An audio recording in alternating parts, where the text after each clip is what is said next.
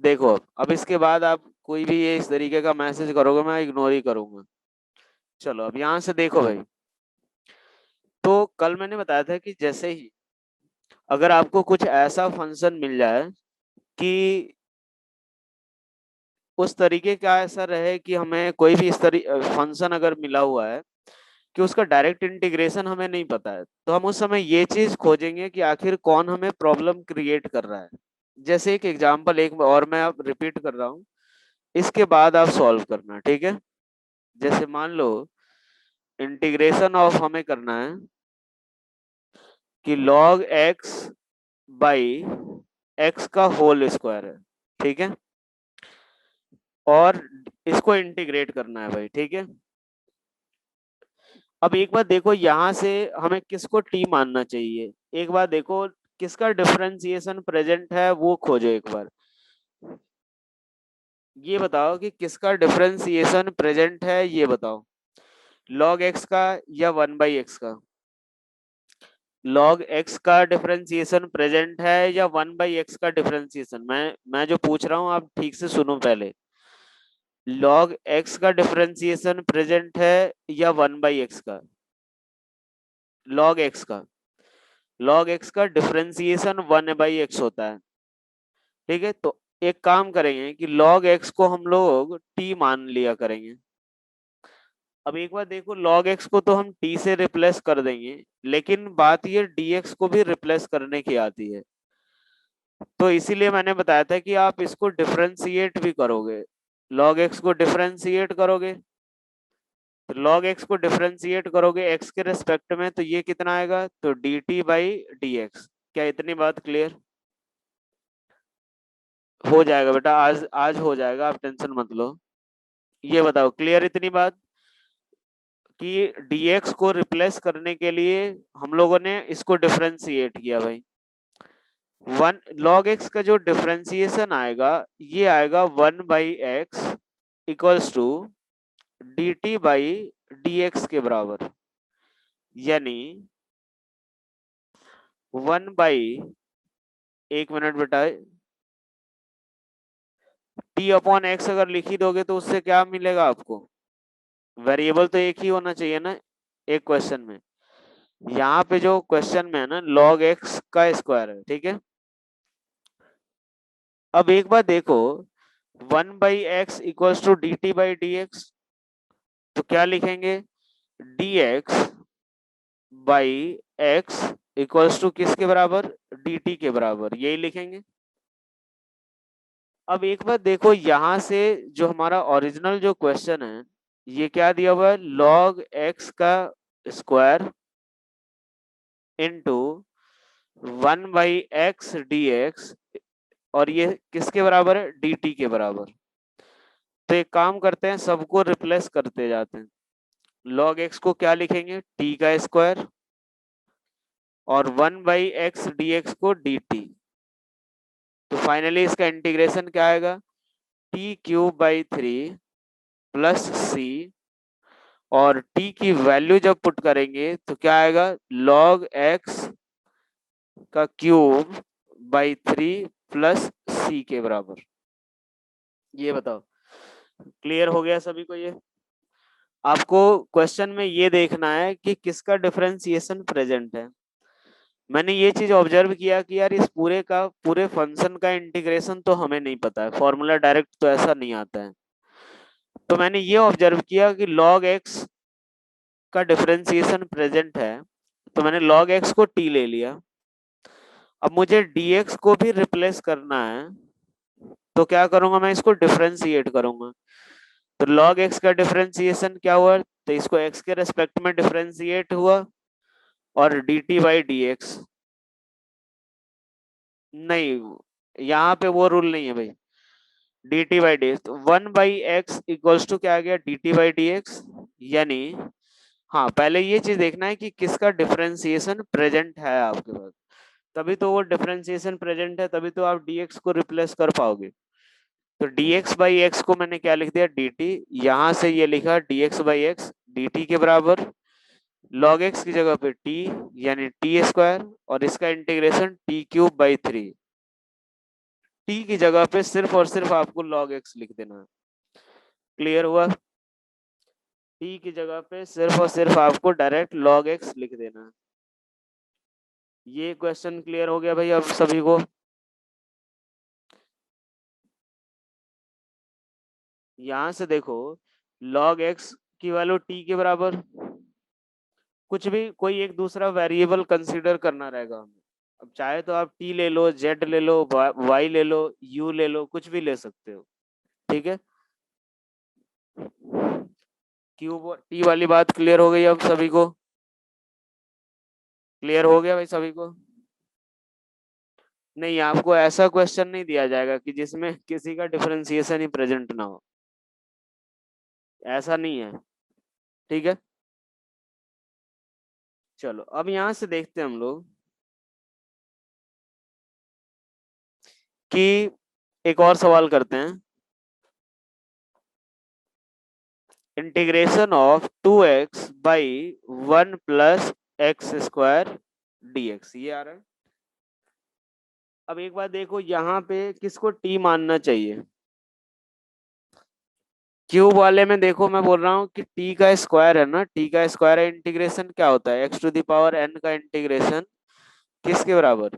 तो x to the power n plus one upon में n plus one plus c, यही होता है। तो टी स्क्वायर है तो उसी की जगह पे मैंने लिख दिया टी की पावर 2+3 1/2+1। 2x को t मानना चाहिए, उससे 2x का डिफरेंशिएशन 1 + x² होगा क्या? किसको t मानना चाहिए ये सोचो एक बार। x 1 + x² को मान लेते हैं, क्योंकि x² का डिफरेंशिएशन 2x होगा।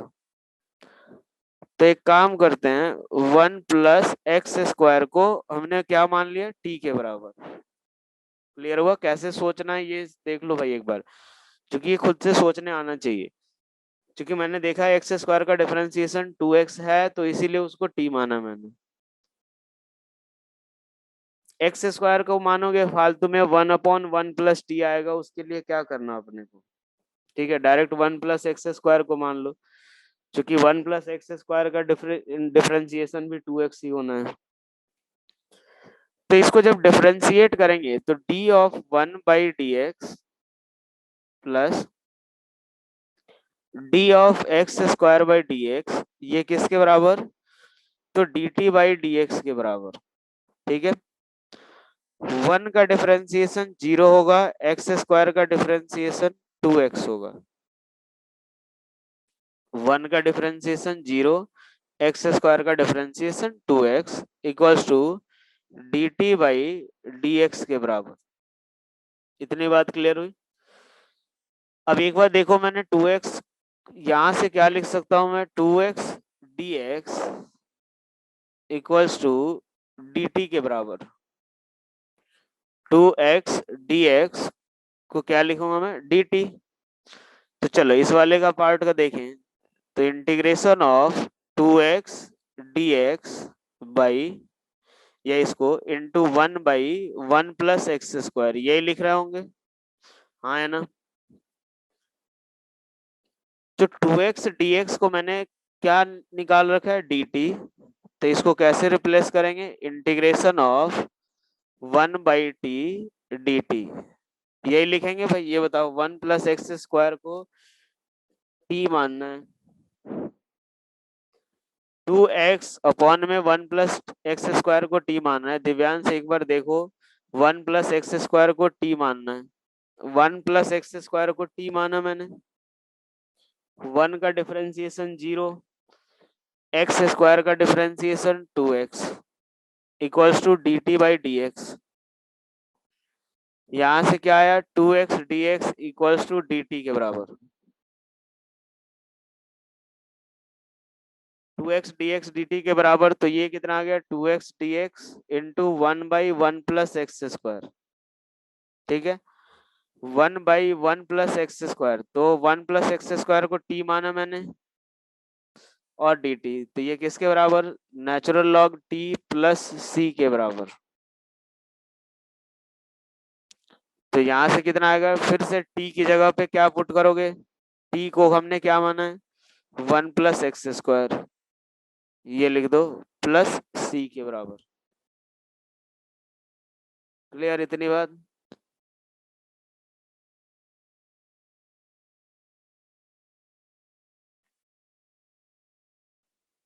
आपको ये खुद से सोचना है कि किसको टी मानने से हमें फायदा होगा। ठीक है,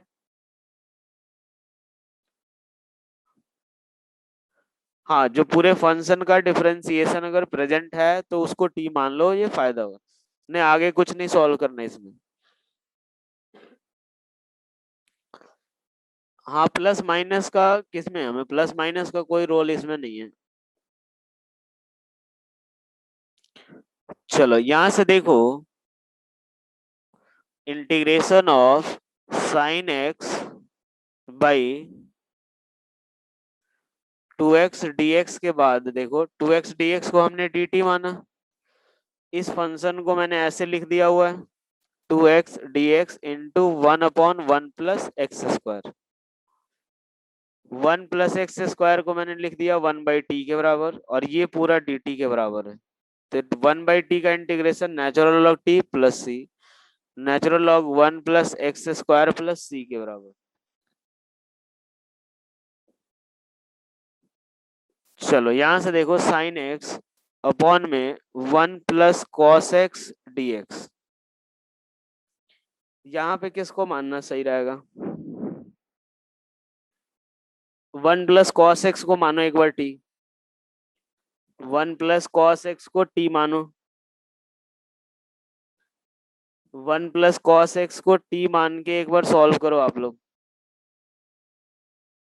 1+cos x को t मान के सॉल्व करो, फिर देखो क्या आ रहा है।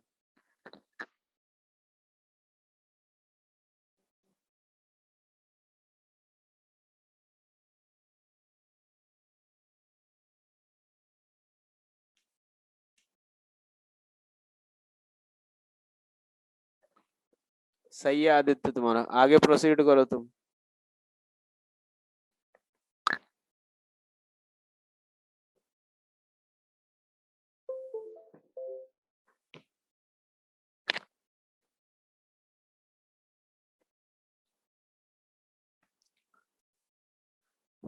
बिल्कुल सही है, 1+cos x को t मानते हैं,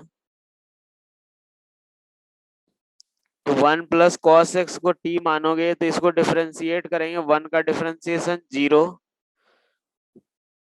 cos x का डिफरेंशिएशन कितना आएगा,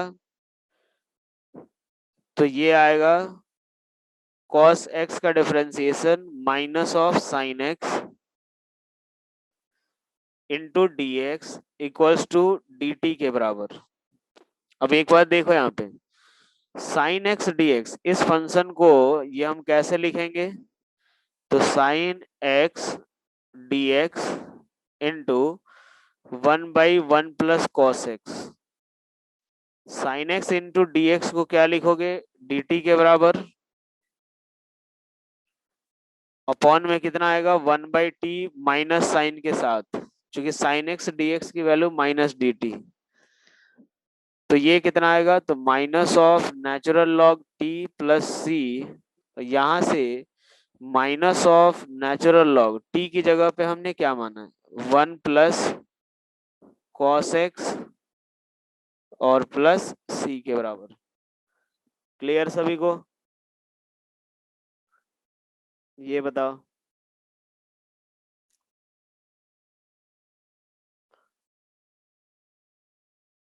क्लियर हो गया भाई?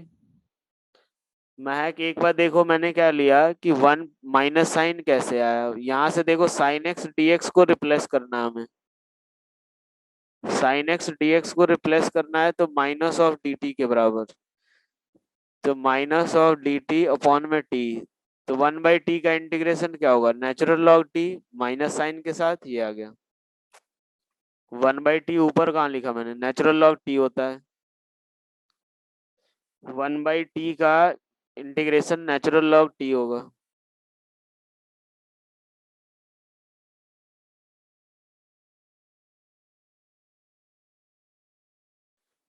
अब एक बात देखो,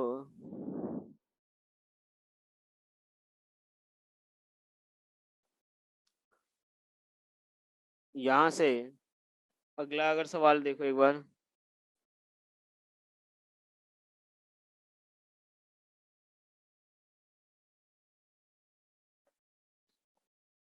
एग्जाम्पल एक और करो। cos x by 1 + sin x। cos x by 1 + sin x को इंटीग्रेट करो।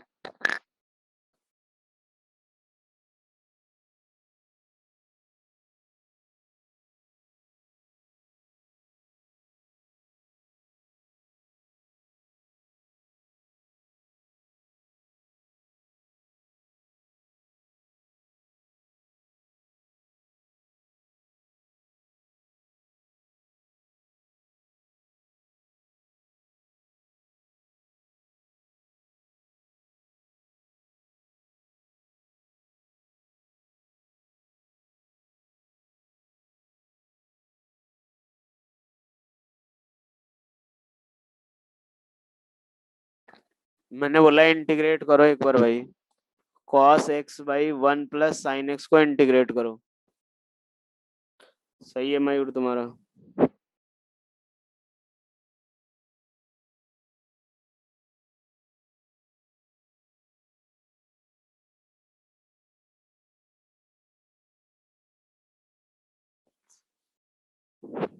सही है, जितने लोगों ने अभी आंसर दिया सभी का सही है।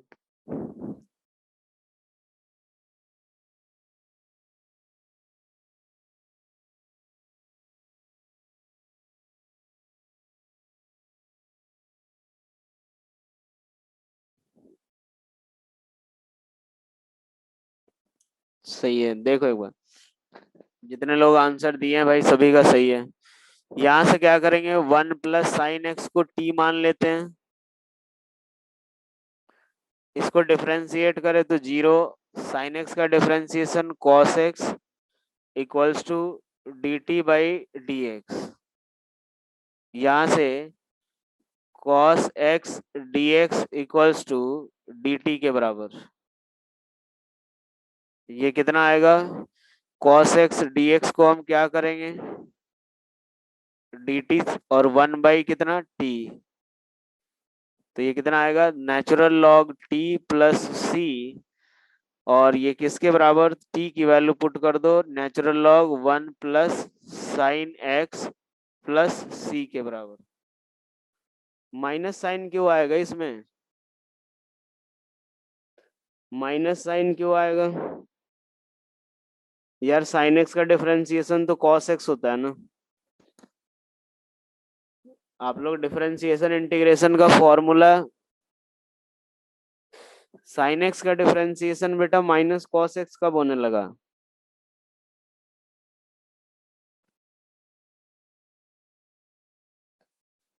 बेटा डिफरेंशिएशन इंटीग्रेशन के फॉर्मूले मिक्स करोगे तो कहां से आएगा फिर आंसर। साइन एक्स का इंटीग्रेशन माइनस cos x होता है, डिफरेंशिएशन cos x होता है।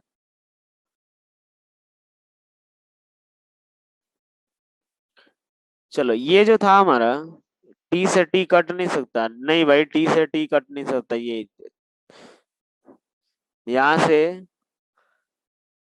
मैंने बोला कि 1 + sin x को t मान लिया, t मान लिया तो इसको डिफरेंशिएट किया, d1/dx 0, sin x का differentiation cos x dx equals to dt। cos x dx को dt लिखा अपन ने तो dt, और 1/1 + sin x को t लिख दिया हमने, तो natural log t plus c आएगा।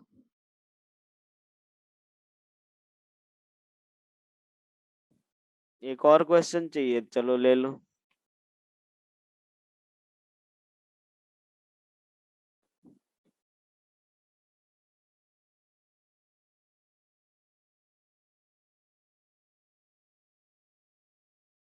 cos रूट x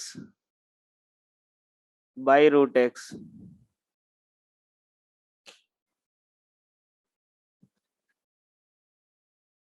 करो इसको solve. cos root x upon root x।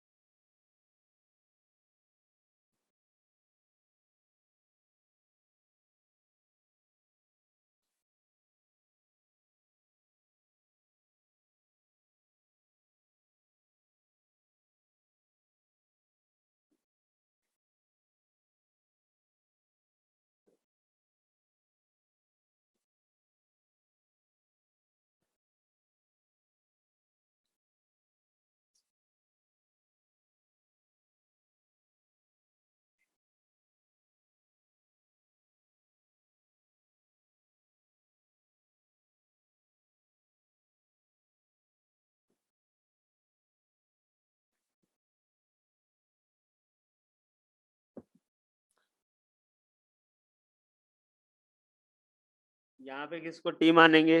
Root x को। रूट एक्स का एक बार मान के करो। हाँ, आज इंटीग्रेशन खत्म हो जाएगा। एक मैक्सिमम मिनिमम बचेगा, वो बस कल कंप्लीट करा देंगे।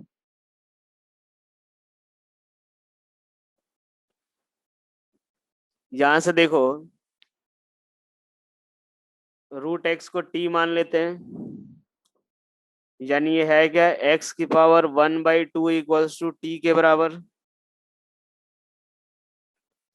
तो ये कितना आएगा, डी ऑफ एक्स की पावर 1/2 अपॉन में डी एक्स, ये किसके बराबर? तो d t by d t के बराबर, यही आ रहा होगा। डी ऑफ एक्स की power 1/2 by d x equals to d t by d t. यहां से देखो ये कितना आएगा, तो एक्स की पावर एन का फॉर्मूला क्या आएगा, 1/2 एक्स की power n-1 equals to d t by d x. यहां से अगर करे तो एक्स की पावर -1/2 कर दिया है भाई यहाँ पे, 1/2 रूट एक्स इक्वल्स टू कितना, तो d t by d x के बराबर। यहां से अगर सॉल्व करें तो कितना आएगा, d x by root x किसके बराबर, तो 2 × dt के बराबर। D x by root x किसके बराबर, तो 2 × dt। यहां से अगर सॉल्व करें तो ये क्या आएगा, cos root x into 1/√x dx। ये 1/√x dx को हम क्या लिख सकते हैं, 2 dt। तो कितना आ गया, cos t इंटू 2 कांस्टेंट है, बाहर कर दो, dt के बराबर। पहले इतनी बात बताओ, क्लियर हुआ क्या? इतनी बात बताओ, क्लियर हुआ?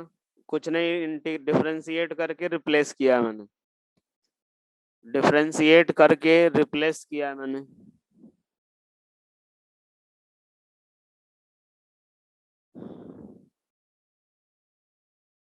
अब यहां से देखो cos t का इंटीग्रेशन क्या आएगा, sin t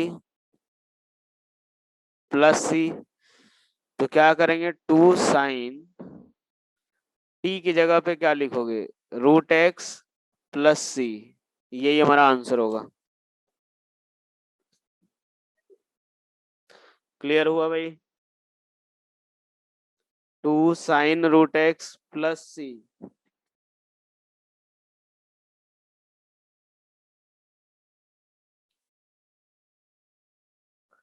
चलो अच्छी बात है, सही है। तो यहां तक क्लियर हो गया भाई सभी को?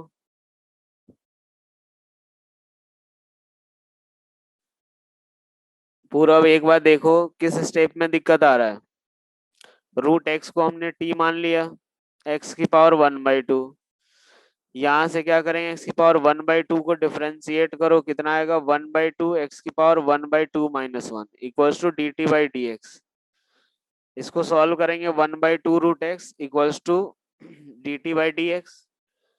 यहाँ से हमने लिख दिया d x by root x equals to 2 dt। D x by root x equals to 2 dt, ये 2 बाहर, dt इधर, cos t का इंटीग्रेशन sin t, आंसर आ गया।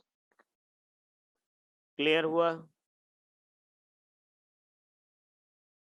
चलो अब इसके बाद जो है हमें देखना है डेफिनेट इंटीग्रेशन। नेक्स्ट है डेफिनेट इंटीग्रेशन। अब ये अभी जो इंटीग्रेट कर रहे थे वो इन जनरल हम लोग इंटीग्रेट कर रहे थे, ठीक है।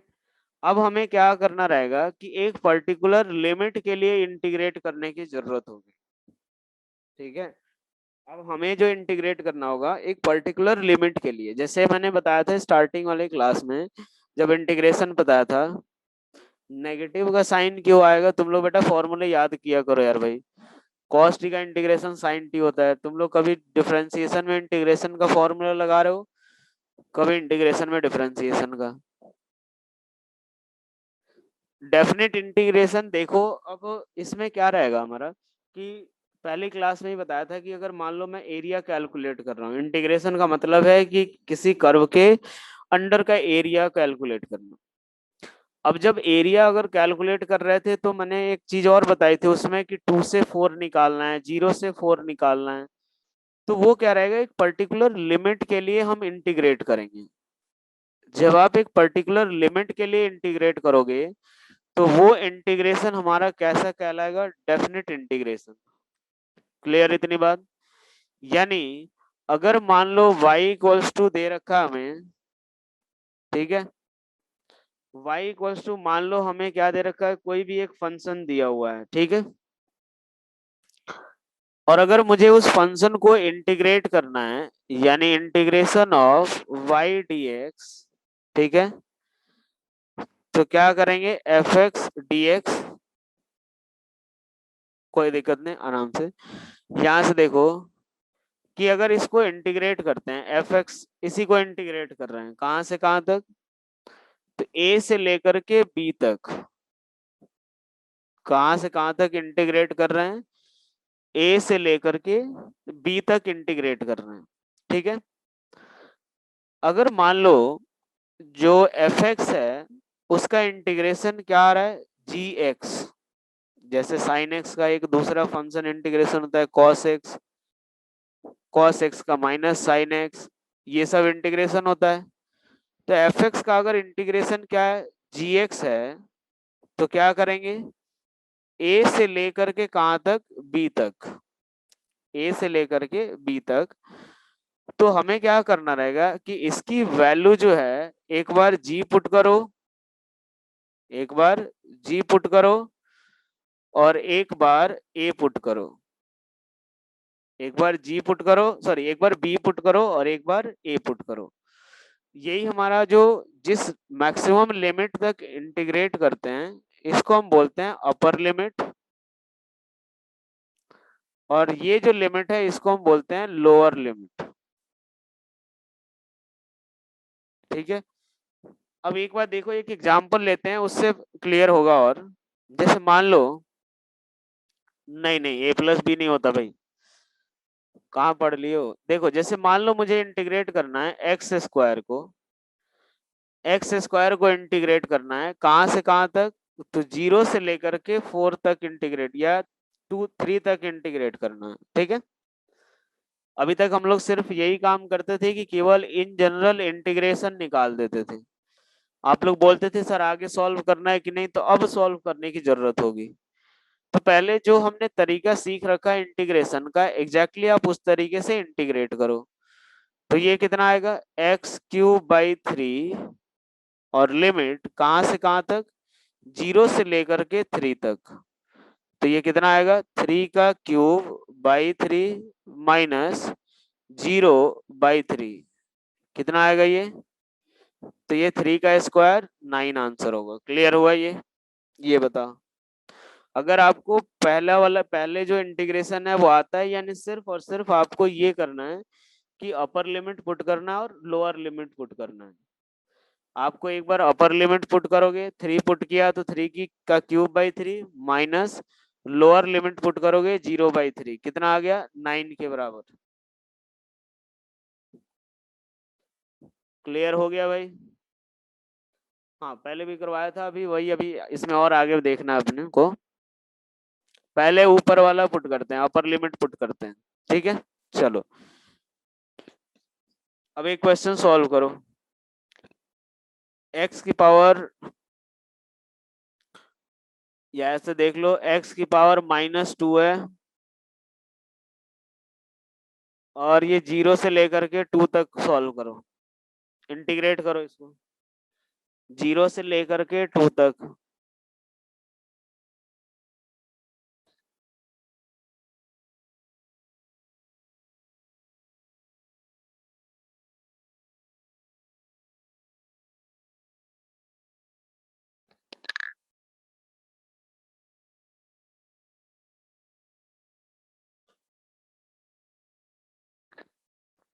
फटाफट आंसर निकालो एक बार।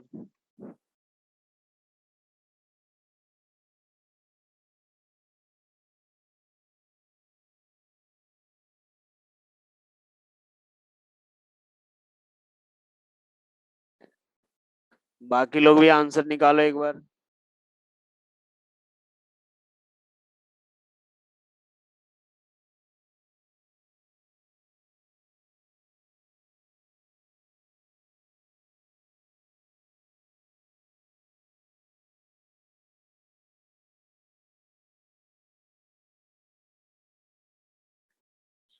चलो एक बार देखो क्या करेंगे, इसको पहले तो इंटीग्रेट करो। एक्स की पावर -2 + 1 बाई -2 + 1, यही आएगा 0 से लेकर के 2 तक। ठीक है, ये क्या आएगा, एक्स की पावर -1, लिमिट कहाँ से कहाँ तक, 0 से लेकर के 2 तक। ये कितना आएगा, -1। फाइनली ये वैल्यू किसके बराबर आएगी, -1/x के बराबर। लिमिट 0 से 2, क्या आएगा ये, तो एक बार 2 पुट करो और एक बार 0, तो आंसर कितना आएगा, -1/2। जो भी आपका इंटीग्रेशन जितना हमने सीखा है उसी इंटीग्रेशन में आपको कुछ एडिशनल नहीं करना है। एक बार अपर लिमिट पुट करो, एक बार लोअर लिमिट।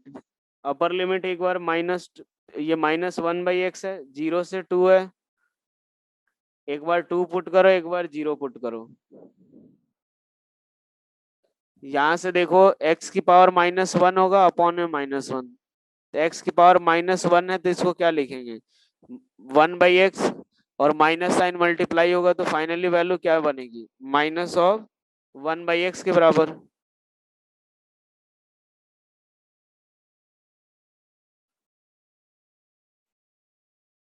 कल आपका ये पूरा बेसिक मैथमेटिक्स खत्म हो जाएगा भाई।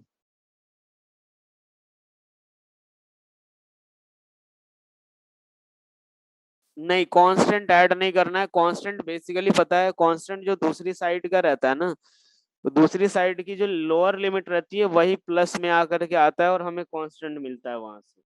ठीक है, तो जब जनरल कर रहे थे तब तो कर ले रहे थे, यहाँ पे आपको नहीं करने की जरूरत है। वही आपको जैसे मान लो इक्वेशन में के बीच में इंटीग्रेट करने के लिए आएगा, क्वेश्चन के बीच में आपको इंटीग्रेट करने के लिए आएगा और लास्ट में वैल्यू पुट करने के लिए, तो उस समय यूज करेंगे अपन। चलो इसके बाद देखते हैं हम लोग।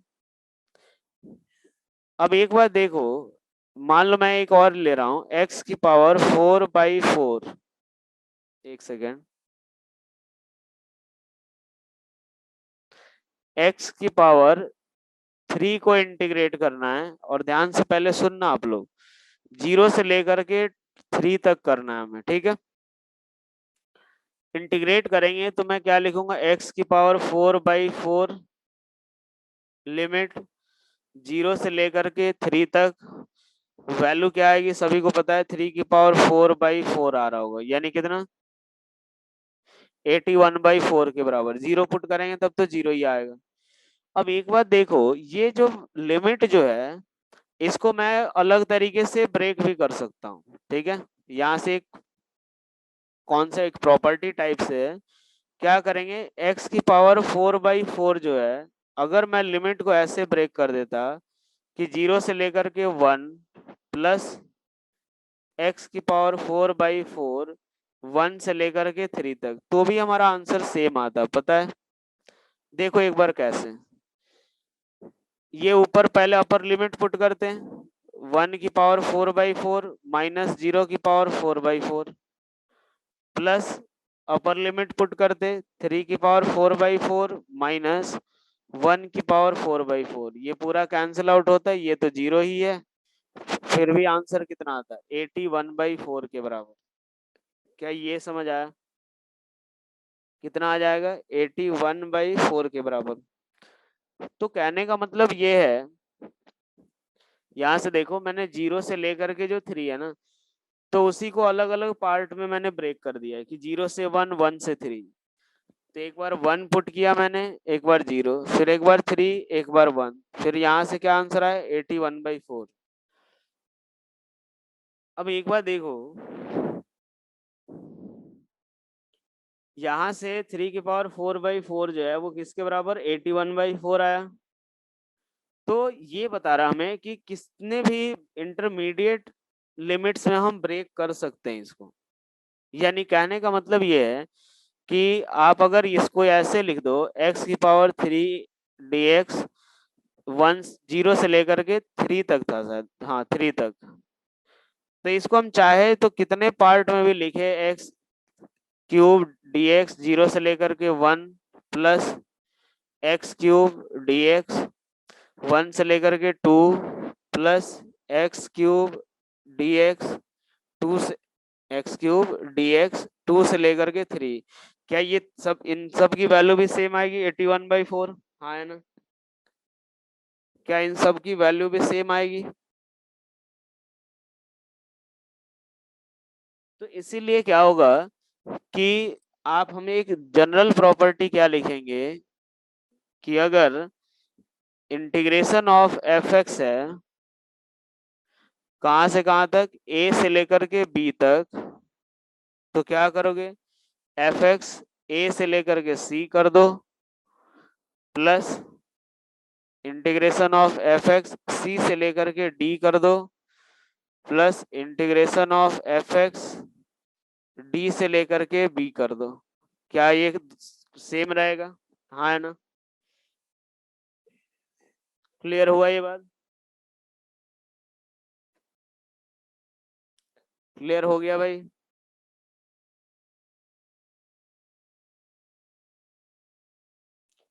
चलो अब इसके बाद देखते हैं हम लोग नेक्स्ट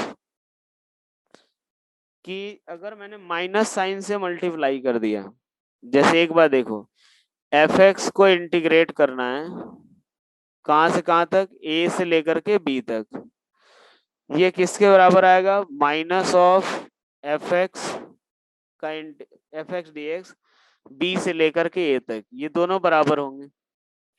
कैसे? एक बात देखो यहाँ पे, अगर मान लो एफ एक्स का इंटीग्रेशन जी एक्स है तो इस केस में क्या लिखोगे ए से लेकर के बी,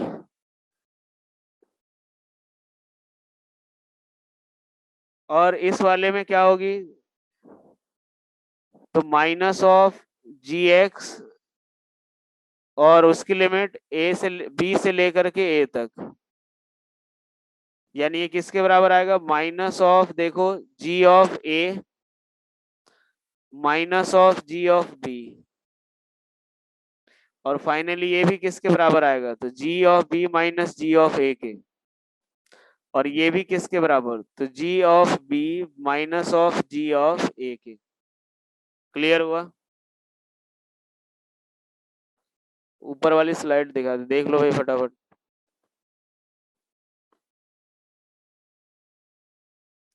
मैंने ये बोला कि अगर ए से बी तक लिमिट है और माइनस साइन से अगर आप मल्टीप्लाई कर दो तो लिमिट कहाँ से कहाँ तक हो जाएगा तो बी से ए तक, जब भी माइनस से मल्टीप्लाई करेंगे लिमिट क्या हो जाएगा इंटरचेंज हो जाता है। ठीक है, जैसे एक सवाल हम लोग करके देखते हैं, कोई दिक्कत नहीं। अगर मान लो इंटीग्रेशन एक्स स्क्वायर हुआ डीएक्स, ठीक है, मैंने 2 से लेकर के 3 तक इंटीग्रेट किया, कितना आएगा x³/3, और लिमिट कहां से कहां तक 2 से 3, किसके बराबर 3 का³/3 -2³/3, जो भी आए वैल्यू अपन कैलकुलेट बाद में कर लेंगे, या देख लो 9 - 8/3 आ रहा होगा। अब एक बार देखो बेटा, मैं क्लास के बाद आपको नोट्स भेज तो देता हूँ, अगर मैंने इसको क्या किया माइनस साइन से मल्टीप्लाई कर दिया और लिमिट अगर इंटरचेंज कर दिया 3 से लेकर के 2 तक, ठीक है, 3 से लेकर के 2 तक, तो क्या आएगा इसका इंटीग्रेशन x³/3, और लिमिट कहां से कहां तक 3 से 2, तो माइनस साइन 2³/3 -3³/3, माइनस से मल्टीप्लाई करो फाइनली कितना आएगा 3³/3 माइनस ऑफ 2³/3। देखो ऊपर वाला और नीचे वाला क्या सेम ही आया? क्या ऊपर और नीचे सेम ही आ रहा है? हाँ है ना।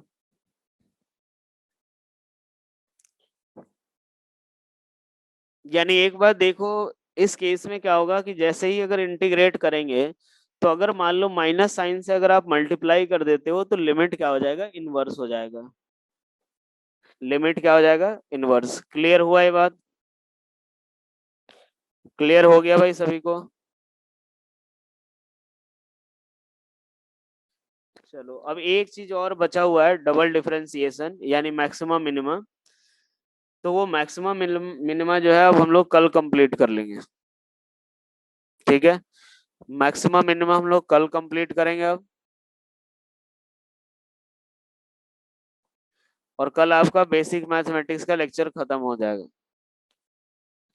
हाँ जा सकते हो।